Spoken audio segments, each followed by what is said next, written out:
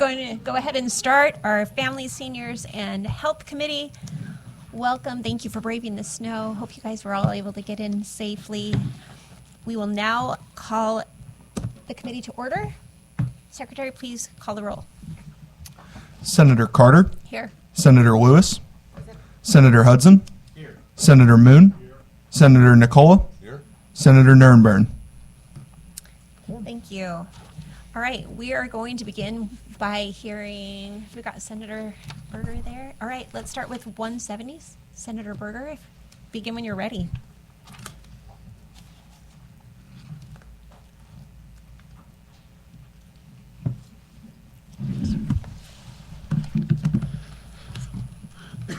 Good morning, Chair Lady Carter, members of the committee. For the record, I'm Senator Berger, representing the 27th District.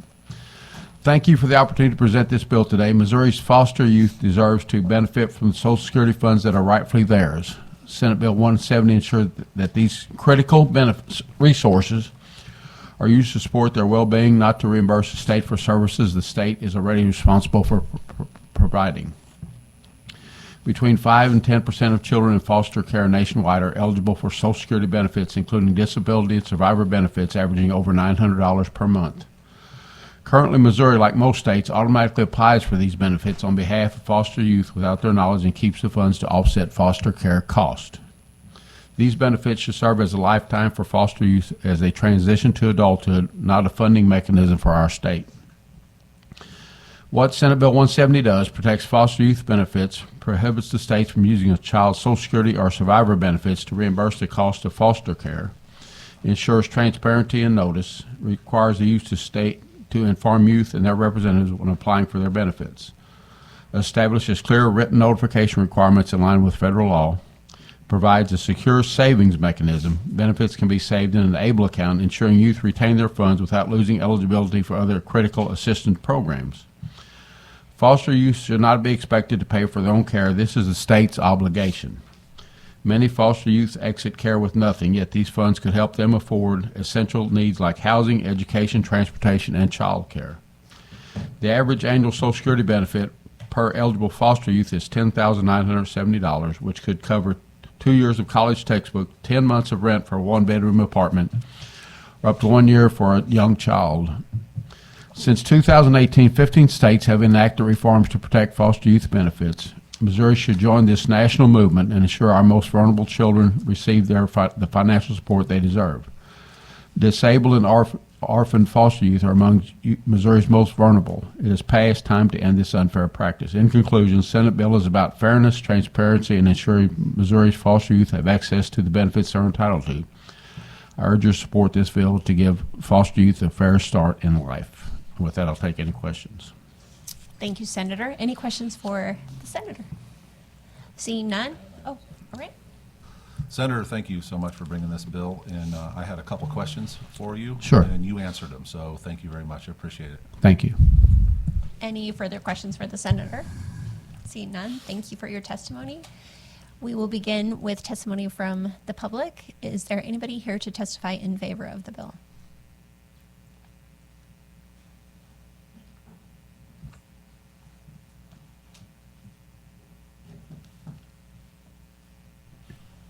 Good morning, Madam Chairwoman and members of the committee.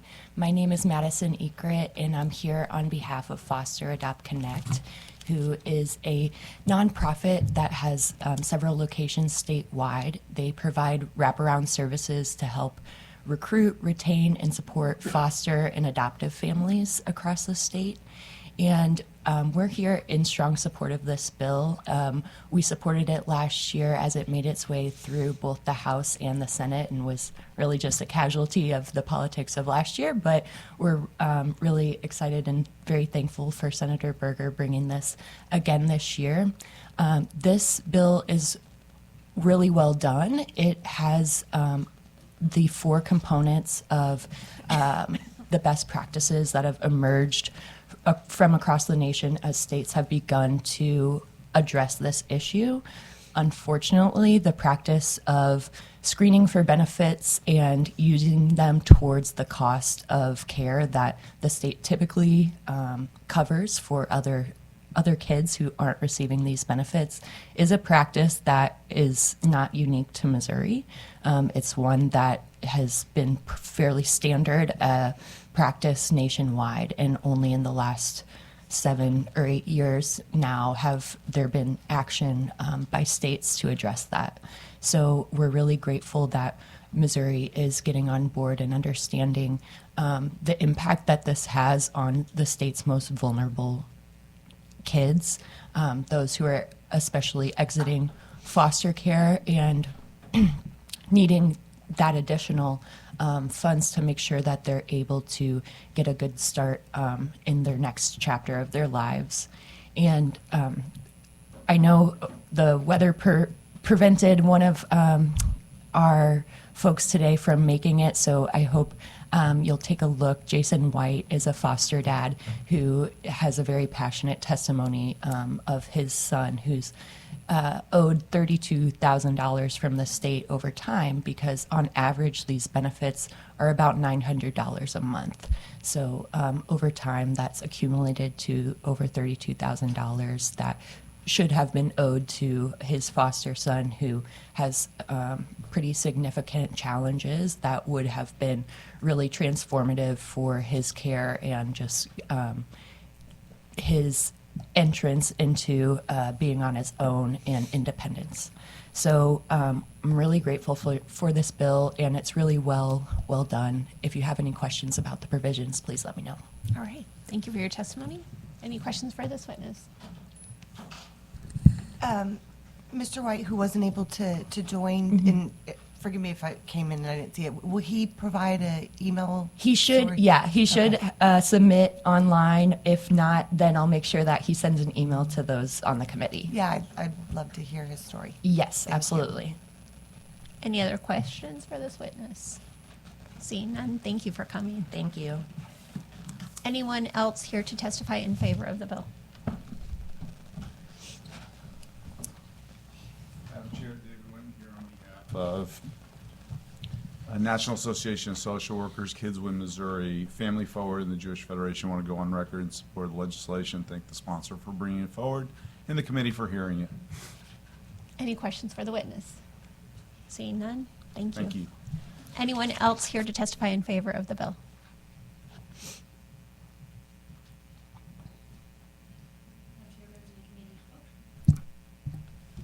It's been a morning.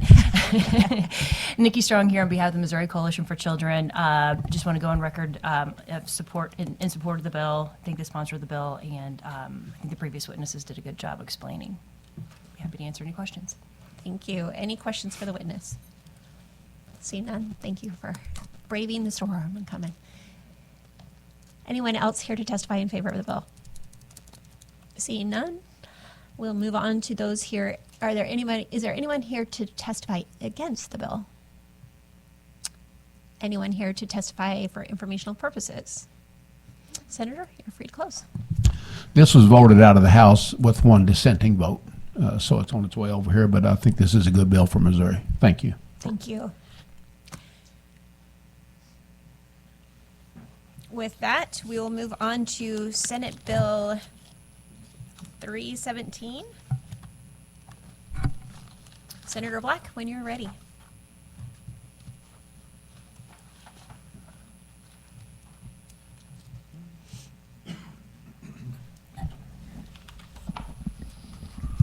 Good morning, Madam Chairman, members of the committee. For the record, my name is Rusty Black, and I represent the 12th Senatorial District.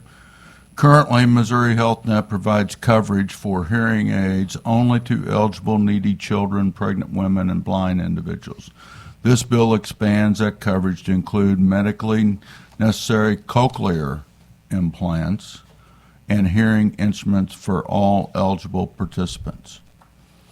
Last session, a similar bill, HB 2626, along with a companion bill from Senator McCreary, came close to passing but fell short in the final days of session.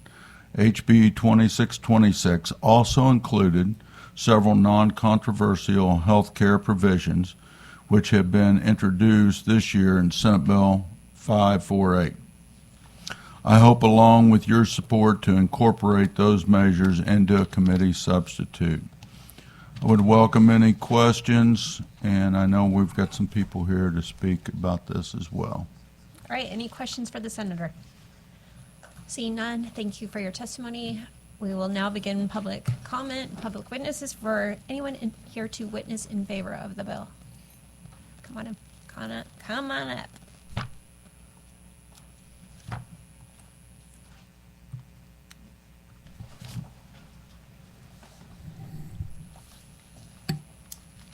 Good morning. Members of the committee, thank you very much for allowing me to speak to you in support of Senate Bill 317.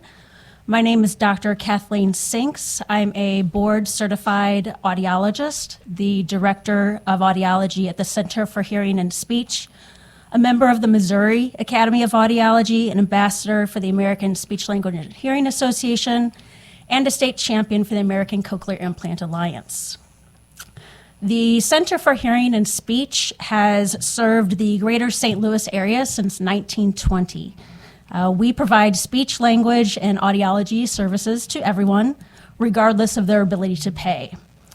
We transform lives by empowering communication. And to do so, we fundraise over $1 million annually in order to provide hearing aids, cochlear implants, assistive communication devices, speech therapy, to your constituents when the lack of health insurance coverage or limited financial means would otherwise be a barrier to access.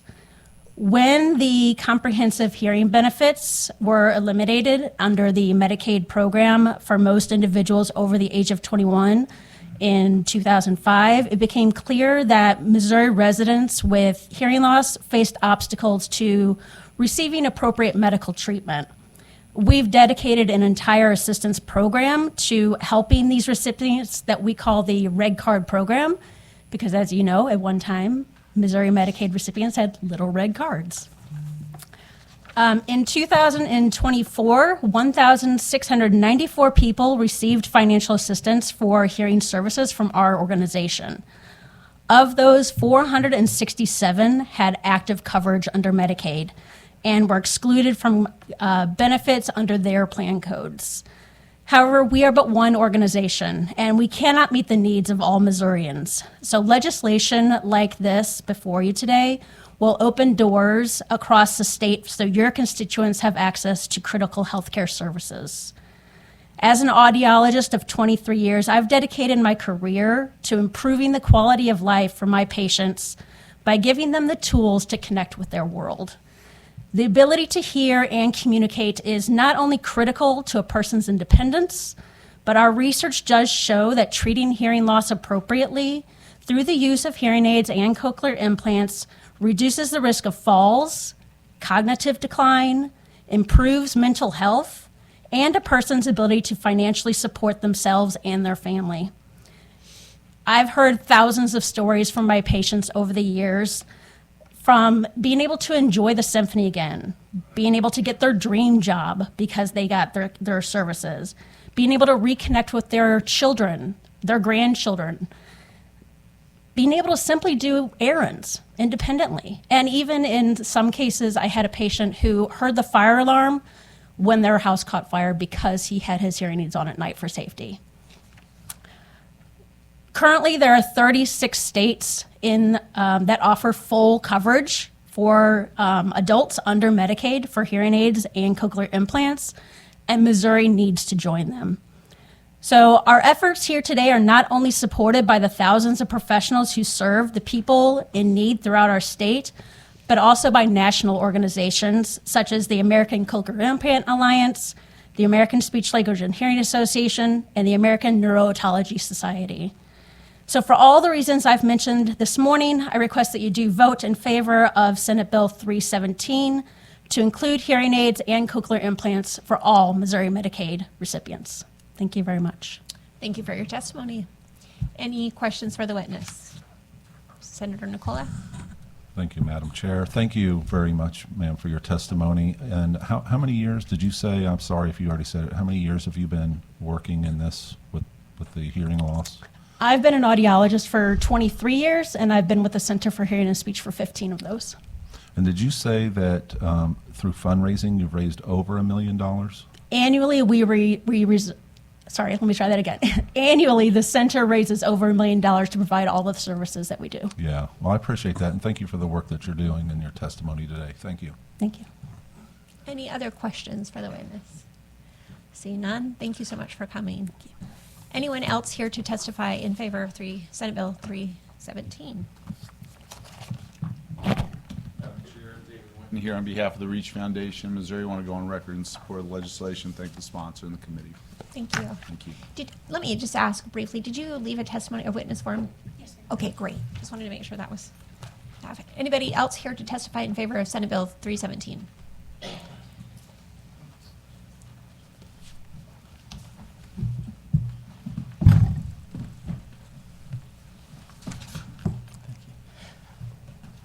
Good morning, Madam Chair, members of the committee. I'll be brief. I'm Lucas Caldwell McMillan. I'm Chief of Policy Staff at Empower Missouri, the state's leading anti-poverty organization. We're here in support of Senate Bill 317. It's the right thing to do. I don't belabor the earlier points, but I'll just emphasize that as an anti-poverty organization, we really think this lifts people up, allows them to stay in their community, prevents falls, other injuries, and can really help people stay in their homes, live independent lives, and lift themselves out of poverty. Thank you. Thank you. Any questions for the witness? See none, thank you. Next in favor? Thank you, Madam Chair, members of the committee. My name is Megan Howerton, here on behalf of the Missouri Ambulance Association and the Missouri Speech Language Hearing Association. We just want to lend our support. We are the speech language pathologists, or SLPs, that participate in the field, and they do an extremely good job. We've testified on this bill a couple of years, last year and this year. Like Senator Black said, it was close last year to getting truly agreed and finally passed, but didn't make it, just like much other good legislation. And we think it's good legislation, and we just want to, help get it across the finish line. And as for the other provisions in the bill that was added, we will probably speak to you later about it. Okay, Thank sounds you. great. Thank you. Any questions for the witness? See none? Appreciate your testimony. Anyone else here in testifying in favor of Senate Bill 317?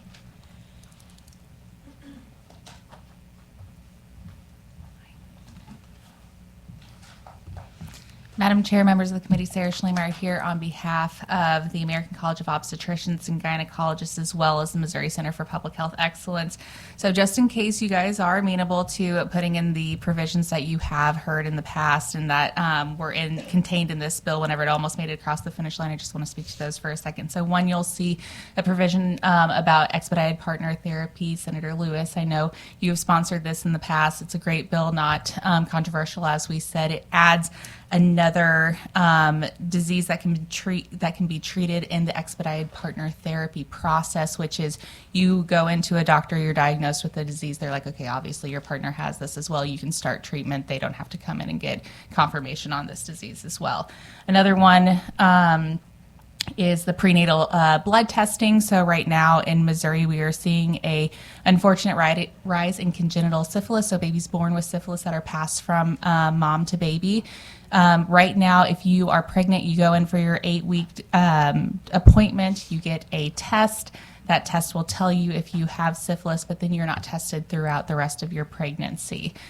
This adds another test at the 28-week period and then at birth. So we can have better mitigation to make sure that if mom contracts syphilis at some point, it's not passed on to babies, which can be extremely dangerous whenever if they were to contract it.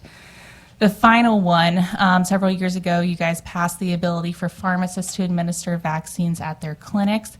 At that point, you had passed any vaccines that were approved by the FDA. Up to that point, there have been a couple new vaccines approved, one of them being the RSV vaccine for high-risk adults is who it's available to right now, so allowing pharmacists to give the vaccines should people choose to people who want to protect themselves against RSV, which in this season we know is can be extremely dangerous. So those are a couple of the provisions. We'll be talking to you guys afterwards, but thank Senator Black for wanting to move these non-controversial pieces that have been introduced in the past forward. Thank you. Any questions for the witness? Seeing none, thank you so much for your testimony. Next in favor?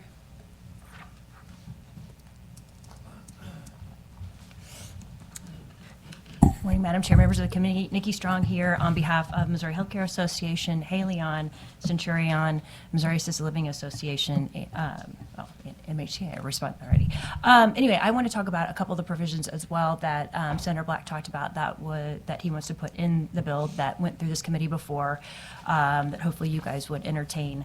One of the issues that was in this committee last year was the limits on the sale of over-the-counter drugs. This is the piece that would increase the amount of pseudoephedrine that you could purchase over the course of a year, which we currently in the state are 43.2 grams. This would increase that to 61.2 grams, which would give you approximately about 8.5 months of allergy and cold protection. A lot of families, your parents go in, you're buying pseudoephedrine for your children, you're buying it for your wife or your husband. The current limits just don't allow families to have enough. This is well under the federal limit. The federal limit is 108 grams per year and 9 grams per 30 days. So this would keep us under there. One of the things we talked about last year was the fact that the reason these restrictions were put in place, you still have to go and you still have to get them signed for them, still have to do the registry and everything. But what we have found in the study is that the methamphetamine that was being made for pseudoephedrine is not being made in the United States anymore because it is cheaper and better to get it from across the border. I don't know that from personal experience. That's just what I'm told. But anyway, all we're wanting to do is increase that limit so that we can have 8.5 months of protection as opposed to what the approximate 6 months of protection would be under current Missouri law. That was heard in this committee and voted out, I think both as a standalone bill and in Senator Black's omnibus bill last year.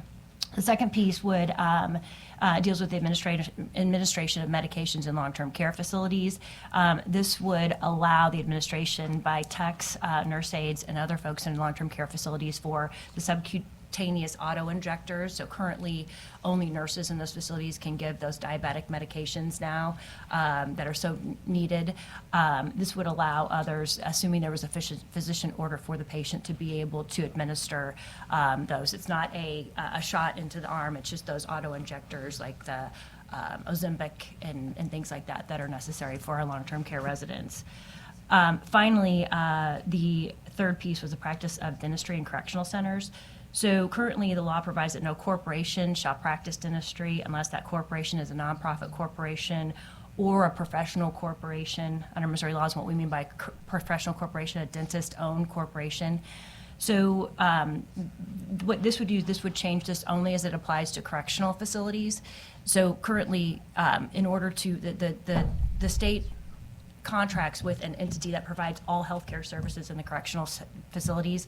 This law conflicts with the ability for that healthcare entity to contract with dentists and have dentists come in simply because of the law that states that no corporation, unless it's nonprofit or owned by a dentist, would be able to do this. And this only applies to correctional centers to fix this issue that we have at this point in time.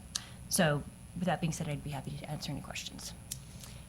Can you tell me, go back to the pseudoephedrine, and what are the current limits on it now? You said you're trying to go to 108 grams. No, well, so no, we're only going to go to 61.2 grams. The federal limit would allow 108 grams. Our current limit in the state is 43.2 grams. Okay, so we're far under the federal limits. Perfect. Thank you. Any questions for this witness? Seeing none, thank you for your testimony. Next, in favor?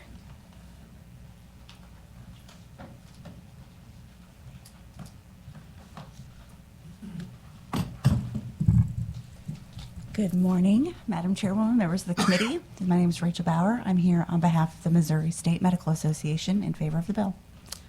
Great, thank you. Any questions for this witness? Seeing none, thank you for your testimony. Next, in favor?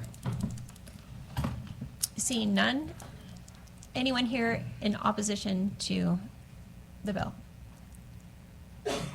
Going once, going twice. Good job. Anyone here to testify for informational purposes only? All right, seeing none. Senator, free to close. Thank you very much, Senator. I think Matt's working with Dennis and then all the committees going to be brought up on these things. As been stated, this was on HB 2626 last year that made it through both sides of the building with these non-controversial things. So hopefully you take a look at them, and if you got any real problems, talk to me or talk to some of the people representing those organizations trying to make that change, and we'll provide the committee the information, and then you will make the decision whether to have a Senate committee substitute. Great. Thank you, so Madam much. Chair. With that, we'll go to your SJR43, which I will present, and our Vice Chair will take over. Thank you. Thank you, Madam Chair.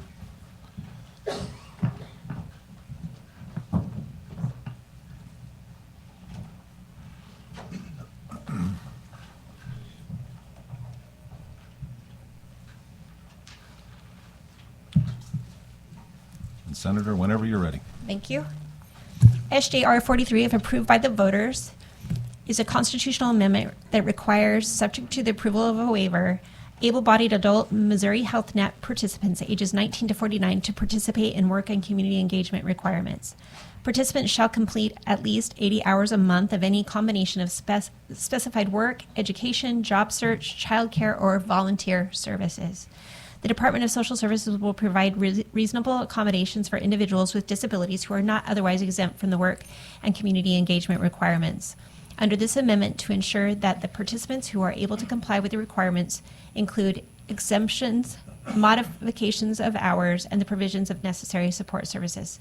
Missouri HealthNet participants who shall not be required to comply with the work and community engagement requirements include those under 18 of age or 50 years of age or older, those who are medically frail, as defined in the amendment, including those with certain disabilities, those who are pregnant or caring for a child under 1 year of age, those who are primary caregivers of a dependent child under the age of 6 or a dependent adult, and those who are also participants of temporary assistance for needy families or the Supplemental Nutrition Assistance Program, and are exempt from work requirements under those programs. The department may permit further exemptions in areas of high unemployment, limited economies, or educational opportunities, or lack of public transport, or for good cause as defined in this amendment. This is an amendment that is similar to what the federal government is kind of pivoting to, just trying to help people be more involved and engaged in the communities where they are receiving assistance, and something that Arkansas just passed, and I think it's very beneficial for our communities. There's a letter that I think was put in the packet from James Whittiford that gives some statistics on how working and being involved, either that through education, volunteer opportunities, or working, improves people's lives. And so I appreciate being able to present this bill to you today. Thank you, Senator, very much. Is there any questions for the Senator? Seeing one, I have one. I had some things here about this bill, that it was first a Senate bill, I guess, and now it's an SJR. Am I correct with that? And then I guess the second part of that is it necessary that this is a SJR so it would be in our Constitution? So because Medicaid is in the Constitution, it has to be addressed in the Constitution. When we expanded Medicaid, that provision is now codified in the Constitution, so this has to go before the people. Okay, thank you very much. Yeah. Thanks. Is there any witnesses here that are for this bill that would like to give testimony? Seeing none, any in opposition?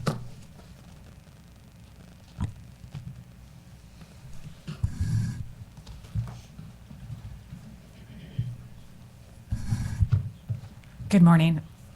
Emily Kalmer, American Cancer Society Cancer Action Network. Thank you for the opportunity for us to express our concerns with SJR 43. I've testified in opposition to this legislation in the past, but I know there's a number of new committee members, so I'll go back over why we're concerned with this legislation. Just first of all, Medicaid expansion, based on our research, and expanded Medicaid eligibility promotes earlier cancer detection, fewer deaths, and improved outcomes for patients. So consistent access to screening and treatment is crucial for us to see those positive impacts in Missouri, and this resolution would create uncertainty in those efforts and put cancer patients at risk of losing coverage in the middle of their treatments. So let me give you an example of someone who is currently receiving treatment through Medicaid and how this could potentially impact her. So Darlene is a woman in the Kansas City area who was working at a pharmacy until she fell in September of 2021. Not only did she then have to have spinal surgery, but she woke up her surgery to find out she had thyroid cancer and it had metastasized to the lymph nodes in her chest. She reached out to me because she had applied for Medicaid at the time, and her application wasn't getting processed after months, and she had an appointment with a surgeon to deal with her thyroid cancer and could not see anyone because they wouldn't see her without coverage. She was trying to get through on the phone to the Department of Social Services, could not get anyone, was worried that she was going to have to drive from Kansas City to Columbia to her appointment, and she wouldn't be able to see anyone because she didn't have proof of coverage. So fortunately, we were able to get her application processed, and today she is receiving treatment for thyroid cancer still, but unable to work during the course of that treatment at various times. So cancer patients and cancer survivors are often unable to work during the course of their treatment, and we have statistics that show anywhere between 40 to 85% of them stop working. And as I said, cancer survivors often are dealing with ramifications from their treatment that also prevent them from working. Although there may be exemptions that are well-meaning and intended to help those folks, we saw in Arkansas the last time they implemented work requirements or attempted to before it was stopped, that many people that were intended to be exempt lost coverage because they weren't aware of the exemptions or were not able to successfully navigate the reporting requirements and lost coverage. So for a cancer patient losing coverage in the middle of treatment, that could seriously jeopardize their chances of survival. And while I know the well-meaning folks at the Department of Social Services will attempt to implement this, should it be approved, I just would point that they are currently asking for 220 FTE in the state budget to help them because of their inability to timely answer calls and process applications, and that they have faced different issues with that throughout the past several years. So I just, for those many reasons, and because preservation of eligibility and access to healthcare coverage is a matter of life and survivorship for Missourians with cancer and cancer survivors, we are in opposition to SJR43. Any questions for the witness?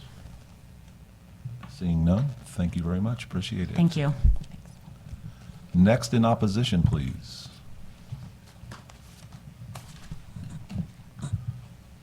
And ma'am, excuse me, did you leave a witness form? Thank you. Thank you very much. Whenever you're ready. Good morning. Lucas Caldwell McMillan with Empower Missouri, statewide anti-poverty organization. I'll be brief about our opposition to this bill, really for three reasons. One is that it is an incredible extra layer of bureaucracy for participants and the Department of Social Services. As mentioned, the Department of Social Services is struggling right now with answering phone calls. This would be a pretty dramatic increase. Hundreds of thousands of folks, hundreds of thousands of forms, processes, people who need a call with questions, need to figure out which form they need to submit, get into a local office, or get a hold of someone onto the phone. And that's going to cause, as we've seen in Arkansas, folks who are working, who are eligible, losing their Medicaid benefits and all the ramifications for that, for them, losing health care, losing jobs, all of that. It has been tried and hasn't been successful in other areas. Really didn't see increased employment and really saw folks who were eligible fall off because of the extra layers of bureaucracy and complexity. No one has tried these numbers of exemptions, which we support, obviously exempting these folks, but that does add an extra layer of complexity to this, because now we have to figure out which exact exemption category someone would qualify for, and what's the proof that the Department of Social Services is going to require. How can someone get that proof? How can it be verified that that's an acceptable form to show that they meet an individual exemption? And then the last point I'll make is that, as was mentioned, the federal government is intending to take action on this. And so we could be put in a situation where our state constitution is inconsistent with what is passed on the federal level. since this is a constitutional amendment, and then we'll be back with trying to be in this quagmire of, okay, well, how are we going to implement this? How are we going to decide, whether it is inconsistent with what the federal government has done for Medicaid work requirements? As one example, this requires the department to request a waiver from the Department of Health and Human Services, the federal Medicaid agency. If the federal government passes mandatory work requirements, there won't be any waivers available for work requirements, but we'll have a constitution that says the department has to ask for a waiver from Health and Human Services. And so we really risk getting out ahead of what's being done at the federal level, and this is a program that's administered jointly, and we have to follow federal law. So it'll cause, I think, the potential for a lot of confusion in implementation going forward. So for those reasons, we oppose the bill. I'm happy to answer any questions. Thank you for your testimony. Any questions? Yes, Senator Nirenberg. Thank you for being with us this morning. I actually had some questions. I thank you for bringing up some of the concerns about the extra layers of bureaucracy. I hear all the time, and certainly you field a lot of calls from constituents who are frustrated with wait times and asking if there's anything we can do to help. And I know the department's here. I'm going to ask, do you all intend to testify for informational purposes? Or can we ask? Okay, I can save questions for the department if I can ask on some of those specifics. But you brought up that this has been done in other states, and what we've seen is really not the perceived, I think, benefit of getting a lot of people into the workplace. What actually happens typically is that the bureaucratic costs to it really outweigh the benefit. And one of the things, and I guess misconceptions that I hope you can help clear up too, with the expansion of the Medicaid population, I'm going to speak to one constituent specifically. He shared with me, I was at Worlds of Fun getting my season pass, and as I presented my ticket that I had already purchased and my kids, and he saw the last name Nirenberg, and he said, wow, your husband was my nurse practitioner. And he said, you know what, when Missouri expanded Medicaid, I was able to get in and see your husband, and he got me the medicines and treatments I needed, and now I'm here at work for the first time in years. And that's what we wanted to do with Medicaid. People typically, if they are able, right, we all see the benefit of getting people into the workplace. And so I understand the sponsor's intention, right, that is good to be out, to be involved, all of those things.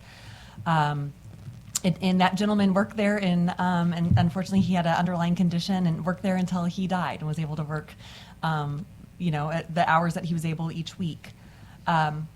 But when I look at all of the bureaucratic nightmare of trying to sort this out, I appreciate the sponsor's intention of trying to exempt certain groups of people, right? Understanding that a mom who's recently had a child needs to be there to care for that child. But I look at all of these other things that can add into this. Primary caregiver of a dependent child under the age of 6. However, looking at what care means to for kids even over 6 is incredibly burdensome from before care, after school care. God forbid we have a terrible winter like we're having right now with all the winter weather and school cancellations. Summer, how does that work when you have children and it's cost prohibitive to pay for childcare? I mean, truly, it's one of those things that I struggle with 3 children and what to do this week when I knew that my kids would be in school all week. I mean, I can't begin to understand and how burdensome this would be to actually implement. So thank you for bringing that together. And I'm going to ask your Empower Missouri or any other organizations that has some of the data on if you have it, any of the data that you have from other states, how this has actually played out. I would appreciate it. Thank you, Senator. Yeah, and I would just add, I think the other concern with treatment, you mentioned the man in treatment, is for folks who are still eligible for Medicaid, sometimes bureaucracy, Department of Services, Social Services will be helping them get back on, but it's that 1 month where they can't fill their prescription because they have that gap in coverage. And so even folks who maybe get back on because and the start department finally won't work getting it. the treatment that they need, and then all of a sudden they're kicked off because a paper wasn't submitted correctly. That's right. Yeah, and that can have tremendous health impacts. They're missing work. It can really have a big poverty impact too, because now they may be losing their job because they weren't able to get the treatment they needed to stay healthy and stay employed. Yeah. Okay. Thank you. Any other questions for the witness? Seeing none, thank you so very much. Just please leave a witness form. Thank you. Mr. Chair, committee, my name is Brian Colby. I'm with the Missouri Budget Project, and we won't belabor the issue, but we are concerned about the administrative cost and the burden to the state. We really appreciate the spirit in which the sponsor brings this. We're not speaking to the issue of work. We think work is actually very important and good if they can do it and if it works out. But the other states have borne out that this administrative task is very expensive, very hard to do, and then gets mixed up in court and the whole thing gets thrown out. So if we may be looking at this from a federal level, and I would hope the sponsor, if we do have to have a work requirement, will be involved in creating that, because the exemptions are very thoughtful the way you've thought them out. But because of the administrative concerns, we're just going to go on record in opposition. Happy to answer any questions. Thank you very much. Any questions? Yes, Senator Moon. Just for clarification, did I understand you just said that at the state level it would create cumbersome paperwork, but if the feds decided to do it, it would be different? No, it would be the same, but we would be compelled to do it by the federal government. The way it's set up right now is actually the Social Security Act of 1965 makes it very difficult to implement a work requirement because it doesn't really talk about work. It's not like food stamps where they can do that in SNAP and some other places. And so that would be the issue. The federal government would allow for a lot more flexibility, I think, if they required a work requirement as opposed to what it is right now, which makes it very difficult to administer. What might that flexibility look like? I could not really tell you. It all really kind of comes down to the reporting aspect of it. That's really where the trouble lies. And so there's some, in Ohio, they're looking at a waiver where the reporting requirement would be different than, say, what they did in Arkansas. In Arkansas, they tried to have a phone line where people would report their activity, and people couldn't get through, and about 16,000 people lost their coverage real quickly, and so the court stopped it. If there's some way to do the reporting that would rely maybe on electronic verifications or modest participant requirements to get through and report, that may be some way to do it. I don't really know. But Arkansas is they are passing this again. They're doing it again? Okay, yeah. They just announced that last week. Any other questions for the witness? You got me, Chair. Any other questions? All right, seeing none, thank you very much. Appreciate it. Next in opposition.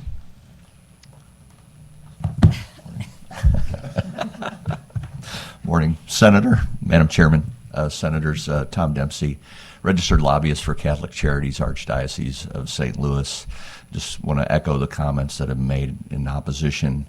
We're not opposed to work, but do believe that people living in poverty could have some difficulty in meeting the reporting requirements, which may lead to them being dropped from the rolls or having an interruption in needed health care. Okay, thank you. Any questions for the witness? Seeing none, thank you very much. Anybody else in opposition?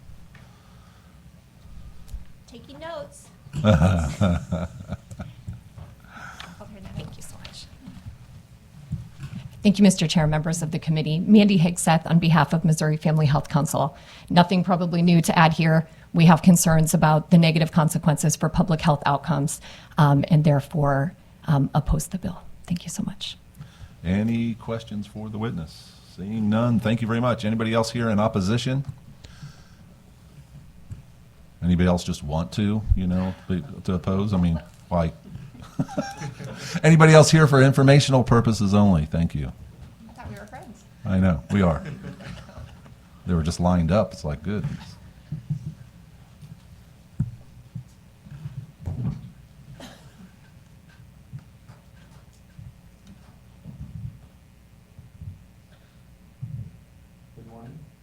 Good morning. Patrick Lubrin with the Department of Social Services to answer any questions you may have. Yes, Senator Nurnberg. Patrick, thank you for joining us today. Obviously, have some questions for you all about this. Would you just share currently what is the wait time when somebody calls and has a question on applying or For the Medicaid, I do not have on that with me today. I didn't know that we were going to go to that part. That I was gonna grill you on this. yeah, on that piece. But we can get back with you on that Historically, information. what have any ballpark? I do not know off the Even top of my head. Okay. Obviously, we've had a lot of issues in the past, and I know that's across services. I know even, some of our services, even Department of Justice, looking into wait times that are unacceptable. And are you familiar with any court cases or challenges? Yeah, I am familiar with that's around the SNAP side, the Supplemental Nutrition Assistance side. Okay. And because of wait list, unacceptable wait times? Yeah, I mean, right now with it time? being a litigation, we typically don't speak on that. Sure. But if you want to follow up, we can get our general counsel or something to talk with you on that. So help me out. If this, so yes, I would like just some information on what our current wait times on. If just an individual calls and they have a question about Missouri HealthNet, how long are they waiting on the phone? What is the average application time from, I guess, start to finish? Yep, we can get that for you. And then also, how I was trying to dig into the fiscal note, and I don't feel like I had a really good understanding from the department on how many FTEs would be needed. And help me out if I missed it in here. It was a long fiscal note. Yeah, so if you look at it and as these ideas mature and they have discussions at the federal level, we keep looking at it. But right now, we are looking at around 19 staff, but there's $35 million GR federal, depending on the waiver and how the feds will participate, because a lot of that we would do through a contractual basis. But around 19 staff to help with the work requirements and some additional legal staff. Okay, so 19. That's what mine shows. I do not have 19 the additional staff, additional FTEs. Yeah, for the work requirements, and Okay, then and then some additional legal. Right. I do not have the published one out there. Okay. With me. Well, thanks for being here, and if you can provide that to the committee, Yep, I we would can get that appreciate for you. Any other questions for the witness? Thank you, sir, very much. Appreciate it. Anybody else for informational purposes only? No one else? Seeing none, thank you very much. Senator, would you like to? I would. I love healthy dialogue. It's one of the reasons why I love this job. Here's my concern. I see where it's easier for people to get a divorce than it is for them to get the assistance that they really need, that support families. I see schools that are begging for parents to be more involved. I see mental health skyrocketing. I see how poverty is, and getting assistance is becoming a multi-generational cycle. Instead of us helping people get out of that cycle of poverty, we're capping them and keeping them entrapped in that. What we need to be looking at, especially as committee members, is ways that we can help people get out of poverty without hurting them, and helping them and assisting them to be more involved in the community, giving them that self-worth back is really important to me. So as we move forward, and as my colleagues, I'm asking you to continue to have these healthy conversations and dialogues about how we do this. I will say that I'm excited that the federal government is going to be looking at ways to implement these kinds of things. Again, volunteering, going to school, some way that they can fulfill and become a better individual, and also have those connections within their community. Data that we see indicates that the number one determinant of success is a sense of community. And so when people are home and they're able-bodied, just receiving assistance, but really not out there bettering themselves, we have to look at the consequences of that as well. So anyway, thank you for hearing this. Thank you. I'm trying to be grateful for the testimony that has been presented, the witnesses, but thank you so much for hearing the bill. Thank you, Senator, very much. And I kept your gavel very safe for you.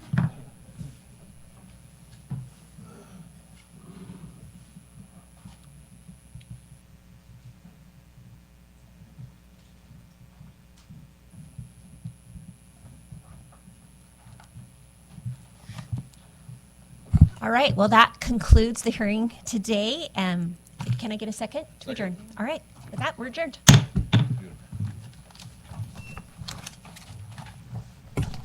y'all do.